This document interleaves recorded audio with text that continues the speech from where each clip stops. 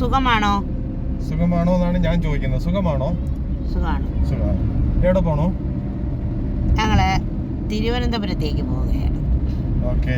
എന്തിനാണ് തിരുവനന്തപുരത്തെ യാത്രയുടെ ഉദ്ദേശം എന്താണ്? തിരുവനന്തപുരത്തെ യാത്രയുടെ ഉദ്ദേശം, നമ്മൾ കുറേ നാളുകളായിട്ട് ഭയങ്കര ഒരു വിഷമത്തിലായിരുന്നു. വലിയൊരു വിഷമത്തില്. മഞ്ഞുവിന്റെ സാധനം എടുത്താ ഓക്കെ. നമുക്കൊരു കസ്റ്റമറെ കാണാനുണ്ട്, അതിനാണ് ഇടയ്ക്കൊന്നും പറഞ്ഞത്. അപ്പോൾ ഒരു വലിയ സംഘർഷത്തിലും ഒരു വലിയൊരു വിഷമത്തിലുമായിരുന്നു. ആ വിഷമത്തിന് പരിസമാപ്തി എന്ന് നമ്മൾ കരുതുന്നു. ദൈവം കാക്കട്ടെ. അപ്പോൾ ആ ഒരു കാര്യത്തിന് ഒരു സമാധാനം നമുക്ക് ചെറുതായിട്ട് കിട്ടിയ ഒരു കാര്യത്തിനാണ് പോകുന്നത്. ഓക്കെ. കാര്യം എന്ന് പറഞ്ഞാൽ എയർപോർട്ടിലാണ് പോണത്. കുറേ നാളുകളായി ചേട്ടൻ ഇങ്ങനെ അവിടെ കുടുങ്ങി നിൽക്കുന്നത്. ചേട്ടൻ വരുന്നുണ്ട്, ചേട്ടനെ കൊണ്ടുവരാൻ. അപ്പോൾ ചേച്ചിയുടെ ചേട്ടൻ എൻ്റെ ചേട്ടൻ. അപ്പോൾ ചേട്ടൻ വരുന്നു, ചേട്ടനെ കൊണ്ടുവരാനായിട്ട് എയർപോർട്ടിലേക്ക് പോവുകയാണ്. അപ്പം നമുക്ക് എയർപോർട്ടിലേക്ക് പോകാനായിട്ട് ഉള്ള ആകെ ഒരേ ഒരാളാണ് ചേട്ടൻ. അപ്പോൾ ഞാൻ പോണം, അല്ലെങ്കിൽ പിന്നെ കാക്കച്ചി ഇനി കാക്കച്ചി പോകണം. കാക്കച്ചി പോയാൽ എന്നെ പിന്നെ ആരാ കൊണ്ടുപോകുക? ഇങ്ങനെ ഏറെ നാളത്തെ ഒരു കഠിനമായ കാലമായിരുന്നു എന്നൊക്കെ പറയാം. അത്രമേൽ കഠിനമായൊരു കാലമായിരുന്നേ. പിന്നെ എൻ്റെ അടുത്ത് ഒരാൾ ചോദിച്ചിരുന്നു, സീറ്റ് ബെൽറ്റ് ധരിക്കാതെയാണോ പോകുന്നത്? ഞാൻ സീറ്റ് ബെൽറ്റ് ധരിക്കാറുണ്ട് കേട്ടോ, അത് വേറൊരു രീതിയിലാണെന്ന് മാത്രം, മുകളിൽ കൂടെ ഇടാറില്ല. പിന്നെ എൻ്റെ ഡ്രസ്സും അല്ലെങ്കിൽ ഞാനിങ്ങനെ ഇരിക്കുമ്പോഴും എൻ്റെ ഈ ഉടലിൻ്റെ ആ ഭാഗം തൊട്ട് കുറച്ചധികം ഈ തടി തോന്നിക്കുന്ന ഒരു ശരീരമായി മാറിയിട്ടുണ്ട് കേട്ടോ. അപ്പോൾ അതിനാണ് ഞാൻ ഡയറ്റൊക്കെ ചെയ്യുന്നുണ്ട്. എന്ന് വെച്ചാൽ അരിയാഹാരമൊക്കെ കുറച്ച്, പിന്നെ വ്യായാമമില്ലാത്ത പക്ഷം ഞങ്ങൾ ഇങ്ങനെ തന്നെ ഇരിക്കും. ഡിസബിലിറ്റി ഉള്ള ഏതെങ്കിലും രീതിയിൽ തടി കുറച്ച് കൂടിപ്പോയ ആൾക്കാർ. അപ്പോൾ അവർ ആഹാരം കഴിക്കുന്നത് കൊണ്ടാണ് എന്നൊക്കെ പറയുന്നവരോട് വേറെ ഒന്നും പറയാനില്ല കേട്ടോ. നമ്മുടെ അവസ്ഥ ഇതാണ്. പിന്നെന്താ, അങ്ങനെ നമ്മൾ പോവുകയാണ്. ഭയങ്കര ഒരു സന്തോഷം ഉള്ളിലുണ്ട്.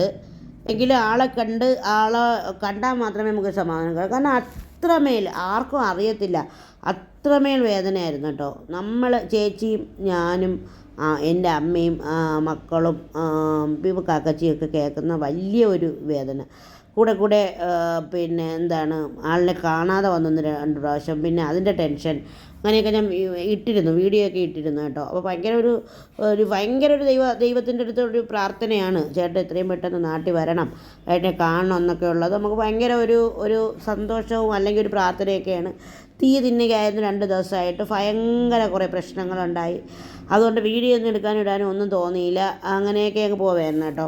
അങ്ങനെ എന്താണ്, നമ്മൾ ഗൾഫ് നാടുകളിൽ പോയാൽ ഈ മനുഷ്യർ, ഈ സ്പോൺസർമാർ, അറബികൾ അല്ലെങ്കിൽ അവിടുത്തെ ആൾക്കാർ, ഒമാനികളാണെങ്കിലും ഇപ്പോൾ സൗദികളാണെങ്കിലും ഓരോരുത്തരും എല്ലാവരും ഒരേപോലെയല്ല. നമ്മൾ ആടുജീവിതം കാണുമ്പോൾ അവിടെ അനുഭവിക്കുന്നൊരു ബുദ്ധിമുട്ടുണ്ടല്ലോ, അതുപോലെ ചേട്ടന് ഫുഡ് കഴിക്കാൻ പറ്റുന്നുണ്ട് എന്നല്ലാതെ പുറം ലോകവുമായി യാതൊരുവിധ ബന്ധവും ഇല്ലാതെ ഒരു വല്ലാത്ത അവസ്ഥയിലൊക്കെ പെട്ട് നിന്നു. അപ്പം നമുക്ക് നാട്ടിലേക്ക് ഇപ്പോൾ ചിലവിന് പൈസ, ചേച്ചിക്ക് പൈസ ഒക്കെ വന്നില്ല എങ്കിലും കുഴപ്പമില്ല. ആളിനൊരു ശകല ഹാപ്പിനെസ് ഉണ്ടായിരുന്നെങ്കിൽ പിന്നെ നമുക്ക് പിടിച്ചിരിക്കാം. ഇത് ആളിനും ഹാപ്പിനെസ് ഇല്ല. 3 വർഷമായിട്ട് അത്രമേൽ വിഷമം. ഒരിക്കൽ കാണാതെ പോയപ്പോൾ ഞാൻ ഒരു ഫേസ്ബുക്കിൻ്റെ മലയാളി ഗ്രൂപ്പിലിട്ടു. കുറേ പേര് സപ്പോർട്ട് ചെയ്ത് കണ്ടു പിടിച്ചു ഒക്കെയാണ് അന്ന് ഇതായത് കേട്ടോ. അപ്പോൾ അത് കഴിഞ്ഞിട്ട് പിന്നെയും ഒരു സഹായം കുറച്ച് പേരുടെയൊക്കെ സഹായം ചോദിച്ചപ്പോഴും ആൾക്കാർ ചിലരൊന്നും മറുപടിയൊന്നും പറഞ്ഞില്ല. അപ്പോൾ ചേട്ടൻ ഞാൻ പറയില്ല, ചേട്ടൻ സത്യം പറഞ്ഞാൽ അങ്ങനെ ഒരു പാവ മനുഷ്യനാണ്. ഒരു പാവം എന്ന് വെച്ചാൽ ചെറിയ ജീവിതം ജീവിക്കുന്നൊരു മനുഷ്യനാണ് കേട്ടോ. അപ്പോൾ ഏറ്റവും പാവപ്പെട്ട ഒരു മനുഷ്യനായിട്ടാണ് എനിക്ക് ചേട്ടനെ തോന്നിയിട്ടുള്ളത്. അപ്പോൾ ഞങ്ങൾക്ക് അച്ഛൻ കഴിഞ്ഞാൽ നമുക്ക് ഏറ്റവും പ്രിയപ്പെട്ട ഒരാൾ ചേട്ടനാണ്. സത്യം പറഞ്ഞു, ചേട്ടൻ വീട്ടിൽ അങ്ങനെ ഒരാളാണല്ലോ. എനിക്ക് പ്രിയപ്പെട്ട 3-4 ആണുങ്ങളുണ്ട് കേട്ടോ. അതിലൊരാളാണ് ചേട്ടൻ. എൻ്റെ ചേട്ടൻ, എൻ്റെ കൊച്ചാമ്മൻ, അങ്ങനെ എൻ്റെ കാക്കച്ചി, അങ്ങനെയൊക്കെ പറയുന്ന കുറച്ച് മനുഷ്യരുണ്ട്. അതിൽ കുറേ പേരിൽ ഒരാളാണ്. കുറേ പേരൊന്നുമില്ല, ഒത്തിരി പേരിൽ. അങ്ങനെ നമുക്ക് ടെക്നോ പാർക്കിലൊരു സാധനം കൊടുക്കണമായിരുന്നു കേട്ടോ. ടെക്നോ പാർക്കിൻ്റെ നമ്മുടെ കസ്റ്റമേഴ്സ് ഉണ്ട് ഒരു കമ്പനിയിൽ. അപ്പോൾ അവർക്ക് ഇങ്ങനെ കുറച്ച് കൊടുക്കും. അപ്പം നമ്മൾ ടെക്നോ പാർക്കിൽ പോയിട്ട് ആണ് ഇങ്ങനെ ടെക്നോ പാർക്കിലോട്ട് പോവാം എന്നിട്ട് പോകാം എന്ന രീതിയിലാണ് നമ്മളിപ്പോൾ പോകുന്നത് കേട്ടോ. അപ്പോൾ ടെക്നോ പാർക്കിൽ പോയി നമ്മൾ ഫ്രണ്ടിൻ്റെ സാധനം കൊടുത്തു. അപ്പോൾ ഈവനിങ് യാത്ര എന്ന് പറഞ്ഞാൽ പൊളിയാണല്ലേ. എനിക്ക് ഭയങ്കര ഇഷ്ടമാണ് രാത്രി യാത്ര, ഈവനിങ് യാത്രയേ ഇഷ്ടമാണ് കേട്ടോ. അപ്പോൾ നമ്മൾ MC റോഡ് വഴിയല്ല പോയത്, NH വഴി ആണ് പോയത് കേട്ടോ. അപ്പോൾ നഗരൂരാണ് ചേട്ടൻ്റെ വീട്, ചേച്ചിയുടെ വീട്, ചേച്ചിയുടെ വീട്. അപ്പോൾ നഗരൂർ വഴി ആണ് നമ്മൾ പോയത്. അപ്പോൾ എന്തായാലും ചേട്ടനെ വിളിക്കാൻ പോകുമ്പോൾ ഞാൻ പോകുമെന്നൊക്കെ ഞാൻ കരുതിയിരുന്നു. അപ്പോൾ എനിക്ക് പറയാനുള്ളത് ഞങ്ങളുടെ തിരുവനന്തപുരം ജില്ലയെക്കുറിച്ച് വളരെ മോശമായി ഒരു ടോക്ക് കേൾക്കാനിടയായി കഴിഞ്ഞ ദിവസം കേട്ടോ. ലുലു മാള്, നമ്മുടെ സ്വന്തം ലുലു മാള് എന്താണെന്ന് വെച്ചാൽ കോഴിക്കോട് ഉള്ളൊരു ഫ്രണ്ടാണ് പറഞ്ഞത്, ചേച്ചി വളരെ മോശം ആൾക്കാരാണ് തിരുവനന്തപുരം ജില്ലയിലുള്ള ആൾക്കാരെന്ന് എൻ്റെ അനുഭവം കൊണ്ട് പഠിച്ചതാണെന്ന് പറഞ്ഞു. അപ്പോൾ ഞാൻ പറഞ്ഞു ഓരോ മനുഷ്യരും വ്യത്യസ്തരാണ്, ഓരോ മനുഷ്യരും ചിന്ത വ്യത്യസ്തമാണ്, സ്വാർത്ഥരും നന്മയുള്ളവരും ഒക്കെ ഉണ്ട്. എല്ലാ മനുഷ്യരും അവരവരുടെ കാര്യം വരുമ്പോൾ സ്വാർത്ഥരാണ്. പക്ഷേ തെക്കർക്ക് പെട്ടെന്ന് ഒരു ദേഷ്യം വരും എന്ന് പൊതുവെ പറയാറുണ്ട്. അങ്ങനെ വടക്കരോട് പറയുന്ന കണക്കൊന്നും തെക്കരോട് പറയാൻ പറ്റില്ല കേട്ടോ. ഒന്ന് വളരെ മോശം ആളുകളായിട്ടാണ് തിരുവനന്തപുരം ജില്ലയിലെ ആൾക്കാർ മോശമായിട്ടാണെന്ന് എനിക്ക് തോന്നിയിട്ടില്ല. കാരണം ഞാൻ തിരുവനന്തപുരം ജില്ലയും കൊല്ലം ജില്ലയും കൂടിക്കലർന്ന് കിടക്കുകയാണ്. എല്ലാ ഇടങ്ങളിലും മോശം ആൾക്കാരുണ്ട്. പിന്നെ ഈ തിരുവനന്തപുരം കൊല്ലം ജില്ലകളിലെ ഉള്ളതുപോലെ ഒരു വേറൊരു ഒരു ചിന്തയുണ്ട് ചില ആൾക്കാർക്ക്. അങ്ങനൊരു ചിന്തയില്ല എന്ന് തോന്നുന്നു. ഇപ്പോൾ കല്യാണത്തിൻ്റെ തലേ ദിവസം പൈസ ഇങ്ങനെ പിരിച്ചെടുക്കുന്നു, അതൊക്കെ ഒരു സഹായമായിട്ടാണ് തെക്കൻ ജില്ലയിലെ ആൾക്കാർ കണ്ടത്. പക്ഷേ ഇപ്പോഴിപ്പോഴീ പൈസയൊക്കെ ഉള്ള ആൾക്കാരും പൈസ കല്യാണത്തിന് പിരിക്കുന്നു, തലേ ദിവസം എഴുതി വയ്ക്കുന്നു. അതൊക്കെ ബോറ് പരിപാടിയാണ്. തെക്കൻ ജില്ലയിലുള്ള ആൾക്കാരോട് ആരെങ്കിലുമൊക്കെ വീഡിയോ കാണുന്നെങ്കിൽ പറയാനുള്ളതാണ് കേട്ടോ. നമ്മുടെ ജില്ലയെ പറയിപ്പിക്കുന്നതാണ് കേട്ടോ. അപ്പോൾ ജില്ലയാണോ മനുഷ്യരാണോ എനിക്കറിയില്ല. എനിക്ക് തോന്നുന്നത് അധികം മോശം ആൾക്കാരല്ല എല്ലാവരും എന്നൊക്കെയാണ് എനിക്ക് തോന്നുന്നത്, എൻ്റെ ഒരു അഭിപ്രായത്തിൽ കേട്ടോ. പക്ഷേ വടക്കൻ ജില്ലയിലെ ആൾക്കാർ വളരെ പൊളി ആൾക്കാരുണ്ട് കേട്ടോ, സൂപ്പർ ആൾക്കാരുണ്ട്. നമ്മളിവിടെ വന്നിരുന്നിട്ട് വടക്കൻ ജില്ലയെ കുറ്റം പറഞ്ഞുകൊണ്ടിരിക്കാനൊന്നും പറ്റില്ല. എല്ലാ ജില്ലക്കാരും ഒരുമിക്കും അല്ലേ, അങ്ങനെയാണ്. അപ്പോൾ നമ്മളിതേ രാത്രിയായി, ശംഖുമുഖത്ത് ബീച്ചിൻ്റെ അവിടെയൊക്കെ ഒന്ന് പോയിട്ട് ഇപ്പോൾ ഇരുട്ടായി, കാരണം ഒന്നും കാണാനും ഒന്നും പറ്റുന്നില്ല. അപ്പോൾ ചേട്ടൻ 8 മണിക്ക് ഇറങ്ങുള്ളൂ, 7 മണിക്കാണ് ഫ്ലൈറ്റ് എത്തുന്നത്. 8 മണിക്കേ ചേട്ടൻ ഇറങ്ങുള്ളൂ. ആ സമയത്ത് അവിടെ എത്തിയാൽ മതിയല്ലോ. അപ്പം ഞാൻ വിചാരിച്ചു ഇറങ്ങാം, വീൽ ചെയറൊക്കെ എടുത്ത് ഇറങ്ങി എയർപോർട്ടിനകത്തൊക്കെ ചുമ്മാ കറങ്ങി നടക്കാം എന്നൊക്കെ വിചാരിച്ചു കേട്ടോ. പിന്നെയാണ് അവിടെ പൈസ കൊടുക്കണം, അതിൻ്റെ ആവശ്യമൊന്നുമില്ല എന്ന് ഞാൻ പറഞ്ഞു. എനിക്ക് സത്യം പറയാമല്ലോ, അങ്ങനെയുള്ള കാര്യങ്ങൾക്കൊന്നും പൈസ മുടക്കുന്നത് ഇഷ്ടമല്ല, എൻ്റെ ഒരു സ്വഭാവമാണ് കേട്ടോ. ആവശ്യമുള്ള കാര്യത്തിന് നമുക്കതുകൊണ്ടൊരു ആവശ്യം ഉണ്ടായിരിക്കണം. ഇതൊരു റീൽസിനോ ഒരു വീഡിയോയ്ക്കോ വേണ്ടി അവിടെ ഇറങ്ങണ്ട. പിന്നെ ചേട്ടൻ നമുക്ക് കാണാമല്ലോ എന്നാണ്. ചേട്ടനെ നമുക്കിപ്പോൾ എന്തായാലും കാണാം. ഇങ്ങനെ എന്തായാലും നമ്മളവിടെ എത്തിയപ്പോൾ വീൽ ചെയറിൻ്റെ പാർക്കിംഗ് സ്ഥലത്ത് തന്നെ നമ്മൾ വണ്ടി കൊണ്ട് നിർത്തി, അവിടെ വണ്ടി കൊണ്ടിട്ടു, പാർക്ക് ചെയ്തു. ഓക്കെ, ഞാൻ ഇറങ്ങി കേട്ടോ. ഞാൻ ഇറങ്ങിയിട്ട് അങ്ങോട്ട് അങ്ങോട്ട് പോവുകയാണ് കേട്ടോ. അപ്പോൾ അവിടെ തിരക്കുണ്ട്. അപ്പോൾ കാക്കച്ച് പോയി നോക്കിയിട്ടൊക്കെ വന്നു.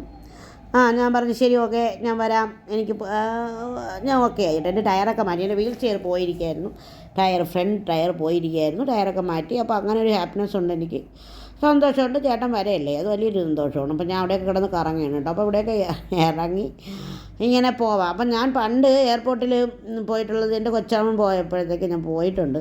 പിന്നെ ചേട്ടനെ വിളിക്കാൻ പോയിട്ടുണ്ട്. ചേട്ടനെ വിളിച്ചുകൊണ്ട് വരാൻ തന്നെ പോയത്.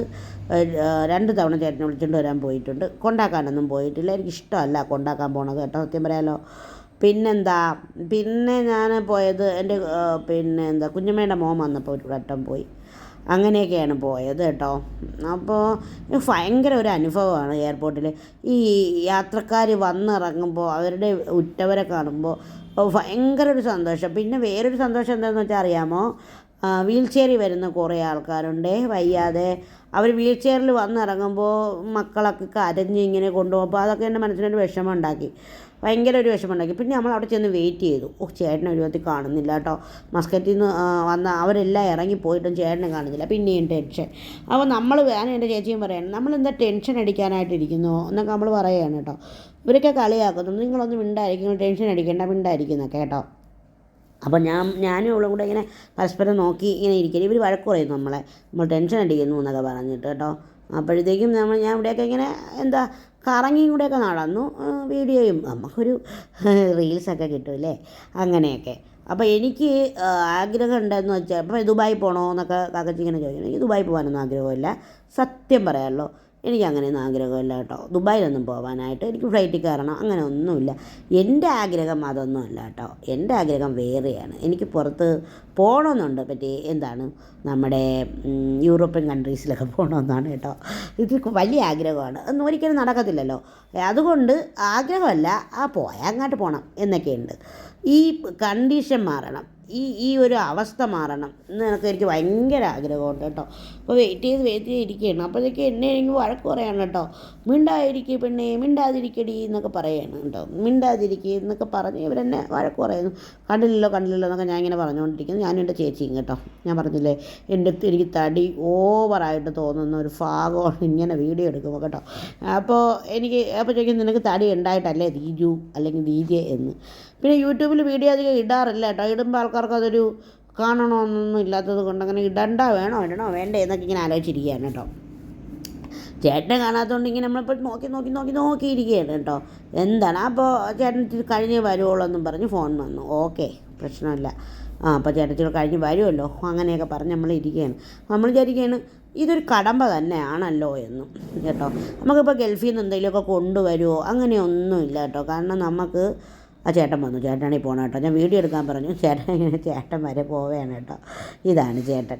അപ്പോൾ നമുക്കൊന്ന് കൊണ്ടുവരാം, അങ്ങനെയൊന്നുമല്ല. നമുക്കൊന്നും കൊണ്ടുവന്നില്ലെങ്കിലും കുഴപ്പമില്ല. ആൾ സന്തോഷത്തോടു കൂടി ഇങ്ങനെ എത്തിയാൽ മതി എന്നുള്ളൊരു ചിന്ത മാത്രമേ ഉണ്ടായിരുന്നുള്ളൂ. അപ്പോൾ നമ്മളിതേ വണ്ടി കയറി എല്ലാവരും കൂടെ വന്നു. വഴിയിൽ വെച്ച് ഫുഡ് വാങ്ങിക്കൊണ്ട് വന്നു. വീട്ടിൽ വെച്ചിട്ട് കഴിക്കാമെന്നും പറഞ്ഞിട്ട് നമ്മൾ വന്നതാണ് കേട്ടോ. അപ്പോൾ ഇത്രയൊക്കെ ഉള്ളൂ ഈ വീഡിയോ. വളരെ സന്തോഷമുള്ളൊരു വീഡിയോയാണ്. ഒരുപാട് പേരോട് താങ്ക്സ് ഉണ്ട്. ഒരാൾ റൂം സഹായിച്ചിട്ടാണ്, എടുത്തു കൊടുത്തിട്ടാണ് അവിടെ നിൽക്കാൻ പറ്റിയത്. അങ്ങനെയൊക്കെയുള്ള സന്തോഷമുണ്ട്. അതൊക്കെ ഞാൻ ആ ഗ്രൂപ്പിൽ സന്തോഷമായിട്ടൊരു പോസ്റ്റ് ഇടണമെന്നൊക്കെ കരുതുന്നു. അപ്പോൾ പ്രാർത്ഥനയിൽ ഓർമ്മിച്ച എല്ലാവരോടും സ്നേഹം കേട്ടോ. നമ്മുടെ ഒരു വൈഷമ്യത്തിൽ കൂടെ നിന്ന് ഇനിയും നമുക്കറിയില്ല, ദൈവം നമ്മളെ കാക്കട്ടെ എന്ന് മാത്രമേ നമുക്ക് പറയാൻ പറ്റൂ. നാളത്തെ ദിനം എന്താണെന്ന് നമുക്കറിയില്ല. അപ്പോൾ ഇത്രയേ ഉള്ളൂ ഈ വീഡിയോ. ഒരുപാട് സ്നേഹത്തോടെ നിങ്ങളുടെ സ്വന്തം ദീജയും കുടുംബവും.